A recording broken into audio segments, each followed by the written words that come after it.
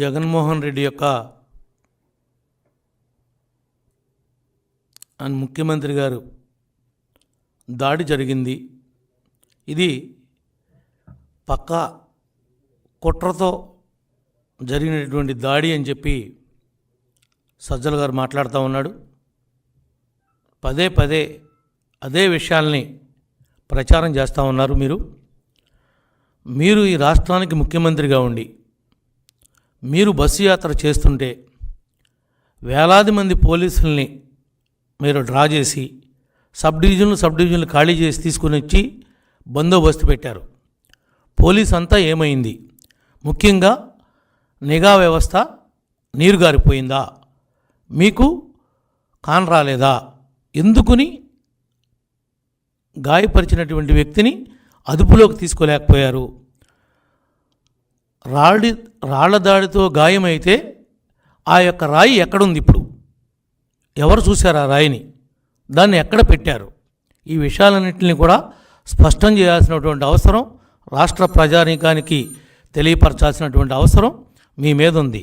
తక్షణమే భద్రతా వైఫల్యం కింద డీజీ గారిని, సిపిని, ఇంటెలిజెన్స్ డీజీని కూడా ఎలక్షన్ కమిషన్ చర్యలు తీసుకుని ముఖ్యమంత్రినే కాపాడలేనటువంటి, ప్రచారంలో కాపాడలేనటువంటి వ్యక్తులు మరి రాజ్యాంగంలో ఉన్నటువంటి ఆ పదవుల్లో నిర్వహించడానికి అనర్హులుగా భావించి తక్షణమే వీళ్ళు విధుల నుంచి తొలగించాలని చెప్పి తెలుగుదేశం పార్టీ తరఫున మేము డిమాండ్ చేస్తూ ఉన్నాం. నిజంగా ముఖ్యమంత్రి గారికి గాయం తగిలుంటే మాకు కూడా గాయం తగిలినట్టుగానే మేము భావిస్తాం. వాళ్ళలాగా ఏదో గాయం తగిలింది డ్రామాలు వేస్తున్నారని మేము చెప్పం. కానీ ఎందుకు చెప్పాల్సి వస్తుంది అంటే అప్పుడు సాక్షి లైవ్ ఎందుకు ఆగిపోయింది? ఎందుకు ఈ విషయం మీద మీరు స్పష్టంగా చెప్పలేకపోతున్నారు? రాయి ఎటు నుంచి, ఏ వైపు నుంచి వచ్చింది? ఏమంటే బిల్డింగుల మీద నుంచి వేశారా, కింద నుంచి వేశారా? ఆ రాయి ఎక్కడి నుంచి మొదలై ఎక్కడి దాకా వెళ్ళి తగిలిందో కూడా మీరు స్పష్టంగా చూపించాల్సినటువంటి అవసరం ఉంది.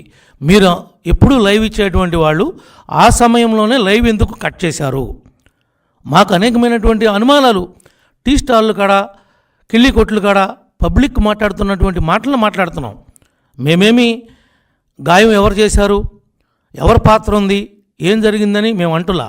కానీ మీరు చేతగాక ఆడటం అనేది మీకు చేతగానని మీకు అర్థమైపోయింది. దీన్ని ఏదో రకంగా సింపతి కోసమే మీరు ఈ డ్రామా ఆడుతున్నారా అనేటువంటి అనుమానం పబ్లిక్లో వస్తూ ఉంది అని చెప్పి ఈ సందర్భంగా మీ దృష్టికి తీసుకొస్తా ఉన్నా.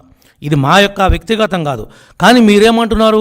దీనికి ప్రధానమైనటువంటి పాత్ర తెలుగుదేశం పార్టీ చేసినటువంటి కుట్ర, ఇది కోల్డ్ బ్లడెడ్ అనేటువంటి పదాలను ఉపయోగిస్తున్నారు.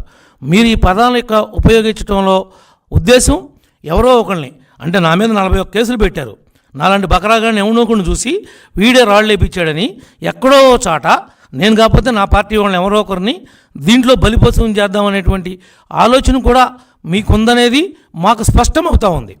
అంటే సంఘటన జరిగి ఇన్ని గంటలైతే కూడా ఎందుకు మీరు ఎవరిని కస్టడీలోకి తీసుకుని మీరు ఎందుకు పట్టుకోలేకపోయారు?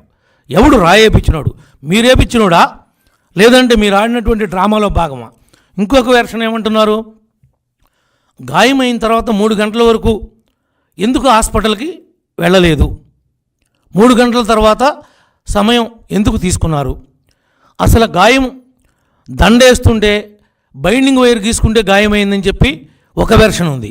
ఇది ఏది నిజం? ఈ ఎల్లంపల్లికి తగిలిన దెబ్బ కూడా ఈ బైండింగ్ వైర్ గీసుకుంటే ఆ కోపం మీద జగన్మోహన్ రెడ్డి గారే మోక చేత్తో గుద్దితే ఆ దెబ్బ తగిలిందని కూడా కొన్ని వర్గాలు మాట్లాడుతూ ఉన్నాయి. వీటన్నిటికి కూడా ఆన్సర్ చేయాల్సింది స్పష్టంగా ముఖ్యమంత్రి గారే ఆన్సర్ చేయాలి. ఆయన సమాధానం చెప్పాలి ఈ రాష్ట్ర ప్రజానీకానికి. నేను శుభ్రంగా ఉన్నాను, నేను సేఫ్గా ఉన్నాను, కానీ నాకు ఈ విధమైనటువంటి గాయం తగిలింది, ఈ విధంగా తగిలింది అని నేను భావిస్తున్నానని చెప్పి ఆయన మాట్లాడాలి కదా. ఆయన మాట్లాడలేని పరిస్థితుల్లో ఏం లేడు కదా.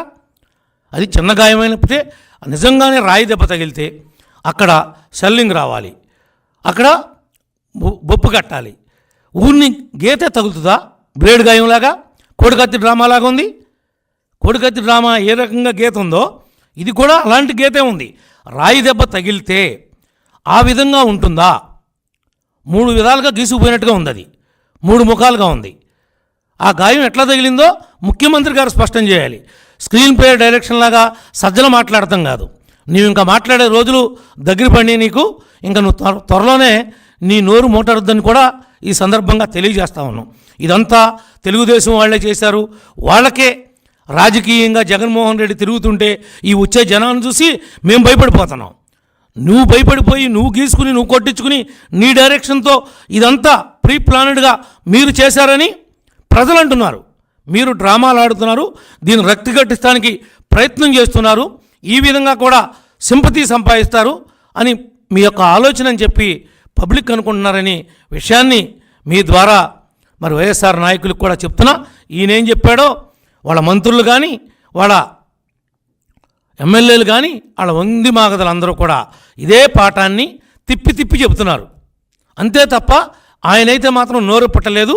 అక్కడ ఉన్నటువంటి పరిస్థితుల్లో ఈ తగిలినటువంటి గాయం రాయి దెబ్బని మేమెవరూ నమ్మటం లేదు.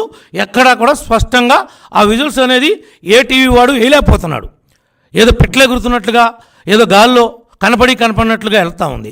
దానికి ఏదైనా వెళుతుంటే రాయి ఎక్కడ మొదలైందో అది ఎలా ట్రావెల్ అవుతుందో దానికంతా వృత్తాకారం గీసి రెడ్ మార్కింగ్ వేసి యారో గుర్తేసి చూపించేటువంటి టీవీలోళ్ళు మీకు ఎగిటివ్ రావట్లేదా లేకపోతే చూపించడం రావట్లేదా మర్చిపోయారా అని అడుగుతున్నా.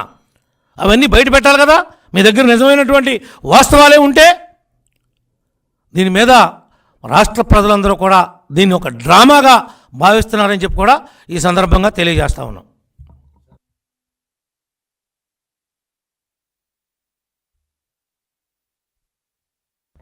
ఎల్లంపల్లి గారి గురించి నేనేమి కొత్త వెర్షన్ చెప్పటల్లా.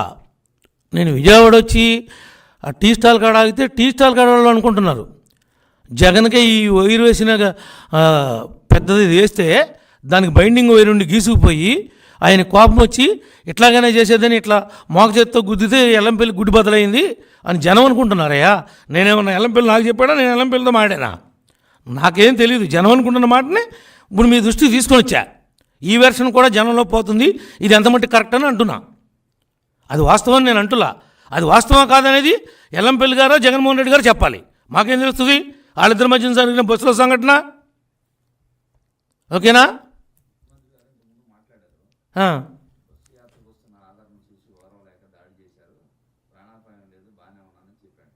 అసలు ప్రాణాపాయం ఉండటానికి ఏం జరిగిందని ప్రాణాపాయం ఉంటుంది? ప్రాణాపాయం ఏమీ లేదు. డ్రామా ఆడింది. ఆ డ్రామాను రక్తి కట్టించడానికి, ప్రజల్లో సింపతిని క్రియేట్ చేయడానికి వాళ్ళ బాబాయిని చంపే ఒక డ్రామా ఆడాడు. వాళ్ళ సొంత బాబాయిని, వాళ్ళ చెల్లి ఎలా గీపెడుతుందో చూస్తున్నాం కదా మనం. ఎలా గీపెడుతుందో పాపం. సొంత సోదరి, చిన్నాయన కొడుకు కూతురు అయితే ఏంటి, వాళ్ళ తోడబుట్టింది అయితే ఏంటి, చెల్లే కదా. ఆమె రోదనే ఆయన చెవులకి ఎక్కటల్లా. ఇంకెవరు దక్కుద్ది ఆయనకి? అవన్నీ ఉత్తి మాటలు. ఈరోజు విజయమ్మ గారు కూడా మరి కొడుకుతో పాటు మరి ఈ రోజున తిరగాల్సినటువంటి ఆమె అమెరికా వెళ్ళిపోయిందని అంటున్నారు. మనకైతే తెలియదు కానీ మరి ఆమె కూడా ఆడ బాబాయ్ లాంటి విషయాలు ఏదైనా జరిగి భూమి మీద ప్రాణం లేకుండా పోతామని భయంతో వెళ్ళిపోయిందా, ఎందుకు వెళ్ళిపోయింది అనేది కూడా ఒక అనుమానం. ఎందుకంటే కొడుకు అధికారం కోసం అంత తాపత్రపడుతూ ఉంటే ఈమె ఇప్పుడు సడన్గా అమెరికా వెళ్ళేంత అవసరం ఏమొచ్చిందనేది కూడా జనం అనుకుంటా ఉన్నారు. జనం అనుకునే మాటలే మీకు చెప్తున్నా. ఇవన్నీ కూడా డ్రామాలు. సొంత బాబాయిని చంపినోడిని ఇప్పుడు అరెస్ట్ చేపిలా. ఈ పోలీసు వ్యవస్థకి పవర్ లేదు. ఎందుకంటే లా అండ్ ఆర్డర్ ప్రాబ్లం వస్తుందని చెప్పి కర్నూలులో హాస్పిటల్లో పెట్టి ఏ రకమైనటువంటి డ్రామాలు ఆడారో మనందరం చూసాం. ఇప్పుడు భాస్కర్ రెడ్డిని బయటికి వెళ్ళమంటే నాకెందుకు, నేను బయటికి రానంటున్నానంట. అంటే భాస్కర్ రెడ్డిని కూడా దీనిలో కార్యక్రమంగా చంపేసి పాడేస్తారేమో అనేటువంటి భయం భాస్కర్ రెడ్డి కూడా ఉంది అనేది అనుమానం కలుగుతూ ఉంది. ఈ రోజున రేపు జరగరాని జరిగి ఎవరన్నా పోయినా వీళ్ళ యొక్క రాజకీయం కోసం మనం ఏం ఆశ్చర్యపడక్కర్లా. వాళ్ళకి చంపటం అనేది వాళ్ళకి వెన్నతో పెట్టినటువంటి విద్య. ఒకళ్ళ కాదు, ఈ రాష్ట్రంలో ఎన్ని కుటుంబాలు వాళ్ళ యొక్క అధికార దాహానికి బలైపోయారో మనందరం కూడా చూస్తూ ఉన్నాం. నా మట్టుకు నా మీద 41 కేసులు ఏ తప్పు చేయకోకుండా పెట్టాడు. గాయం అంటే అది. నేను, నా కుటుంబం, నా అభిమానులు, నా పార్టీ వాళ్ళు పడింది, నాకు తగిలింది గాయం. నాకు పడింది గాయం. మీకేం పడింది గాయం? ఏదో చిన్న గీత గీసుకుని షోయింగ్ చేస్తాం తప్ప, నాటకాలు ఆడతాం తప్ప కథని రక్తగట్టిద్దామని చూస్తున్నారు. కానీ మీకు నూకలు చెల్లినే మీరు ఆ యొక్క రక్తగట్టించేటువంటి పాత్రలనే మీ పాత్రలను నమ్మే పరిస్థితుల్లో ఈ రాష్ట్ర ప్రజానీకం లేదు అని చెప్పి కూడా ఈ సందర్భంగా తెలియజేస్తా ఉన్నాం. Thank you. 100% వాళ్ళ కుటుంబ సభ్యులు కూడా జాగ్రత్తగా ఉండాల్సినటువంటి అవసరం ఉంది. ఎందుకనంటే వాళ్ళే నమ్మలేనటువంటి అభద్రతాభావంలోకి వెళ్ళిపోయారు. లేకపోతే విజయం గారు ఎందుకు వెళ్ళిపోద్ది?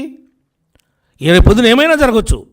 వీళ్ళ సింపతి కోసం వీళ్ళే చంపించేసి చంద్రబాబు గారు చంపించారని చెప్తారు. రాయి తగిలితే చంద్రబాబు గారు, వీళ్ళ ఇంట్లో కుక్క ఏం లేకుండా, కుక్క ప్రెగ్నెంట్ అయ్యుండి అది వేం లేకుండా అడ్డం పడిపోతే కూడా దీనిలో చంద్రబాబు గారు కుట్ర ఉందంటారు. అంత దిగజారినటువంటి రాజకీయాల్ని తయారు చేసినటువంటి వ్యక్తి ఈ జగన్మోహన్ రెడ్డి గారు. సజ్జల డైరెక్షను, ఈయన నటన, ఆహా నటీనటులు ఏ విధంగా ఉన్నారా! ఇంకెన్నాళ్ళో లేదు వీళ్ళకి, కాలం చెల్లింది, అతి దగ్గరలో ఉన్నాయి అధికారం దూరం కావటానికి.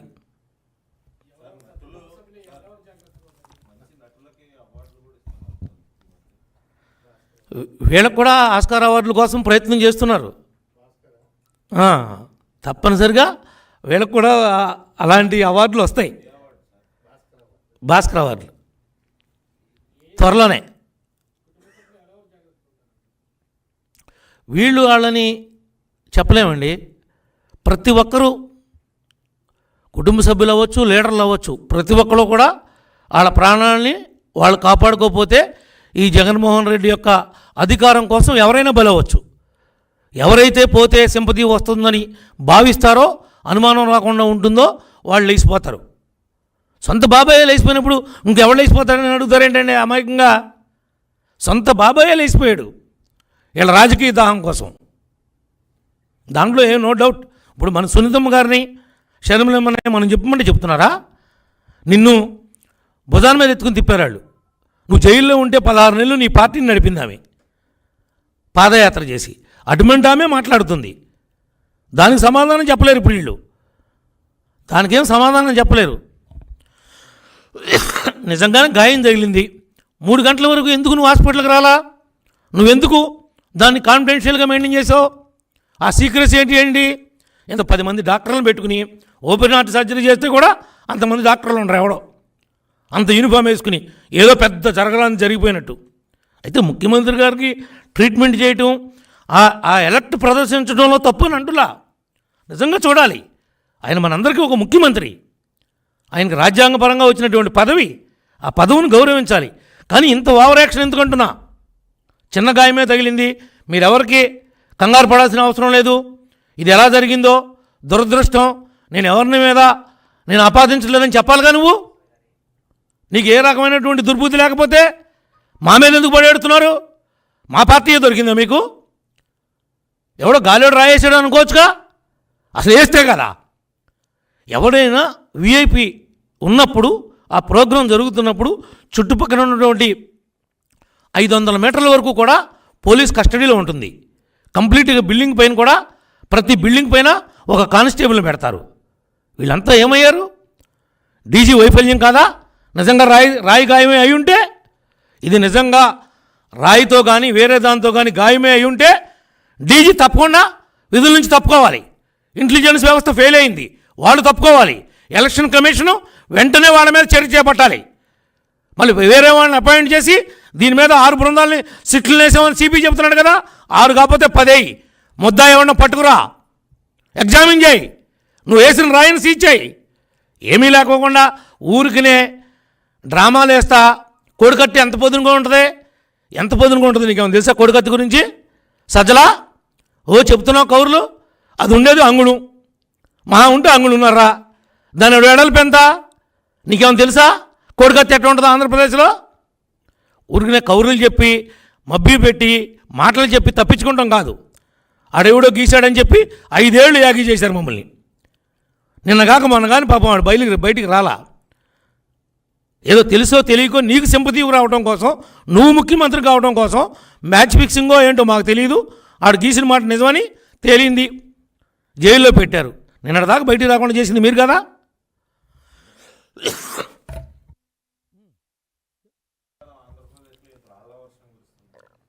అసలు ఉంటే కదా కుర్తానికి, అసలు రాళ్ల వర్షం కురిస్తే కదా ఇదంతా డ్రామా అంటుంటే.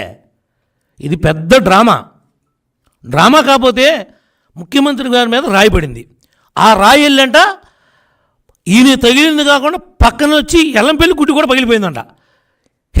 సజ్జలు చెప్పాలయ్యా, ఏం చెప్పినా ఏది చెప్పినా నమ్మారు కదా అని 5 ఏళ్ళు జనం ఇంత చెవిలో పూలు పెడతారా? మీరు చెప్పండి. రాయి నిజంగానే తగిలింది ముఖ్యమంత్రి గారికి. ఆ రాయి వచ్చి పక్కన వెల్లంపల్లి తగిలి ఎల్లంపల్లి గుడి పగిలిపోయింది అంటే అంత పోరు సెట్ అవుతుంది. మళ్ళీ తగిలింది ఇక్కడ, అక్కడి నుంచి ఇలా కింద పడుతుందా, మళ్ళీ పక్కకి డైరెక్షన్ మారుద్దా? మారిందే అనుకుందాం, గుడ్డు పగిలిపోద్దా? ఇది వైరుతో కట్టిన ఆ దండకి వేసేటప్పుడు గీసుకుంటే గాయం అయితే ఆ గాయాన్ని ఏ రకంగా మైలేజ్ పొందాలని ఆలోచించి బస్సులోకి వెళ్ళి ఒక కుట్ర చేసి ఆ కుట్రని ఈ రకంగా బయట పెడితే ఆ కుట్రలోనే ఈ వైరులో చూసుకోవద్దా అటువంటి దండ వేపిస్తామని మోగ చేత్తో గుద్దాడని అన్నాడు ఎవడు. ఎక్కడ టీ స్టాల్ కాడ ఆ మోగ చేత్తో గుద్దేనే గనుగుడ్డుకు దెబ్బ తగిలింది, జగన్ గుద్దిన గుద్దుడే అంటున్నారు. అది జగను ఎల్లంపల్లిలో చెప్పాలి, లేదా బస్సులో ఉన్నాడు ఎవడని చెప్పాలి. మనకి తెలియదు కదా ఎవరు కొడితే ఎవడ దాకా గాయం అయిందో. ఇది రాయి దెబ్బో ఎయిర్ గన్ దెబ్బో అనేది కూడా వాళ్ళే బయట పెట్టాలి వాస్తవాల్ని. అసలు ముఖ్యమంత్రి గారి మీద బస్సులో ఉండగా రాయి తగిలింది. ఆ రాయి బస్సులోనే పడద్దుగా, పని బస్సు పక్కన పడద్దుగా. ఇదిగో ఈ రాయి తగిలిందని తీసుకొచ్చి చూపించాలిగా. దాన్ని మీ టీవీ వాళ్ళు అదే పనిగా వేస్తారు గట్టగా, ఇదిగో రాయ అని. ఎవడు చూపిడేంటి? సాక్షుల కంటే కనపడలేదు, మిగిలిన మీకు కూడా కనపడలేదా? నిజంగా రాయి ఉంటే ఏదైనా స్పష్టత ఉండాలి.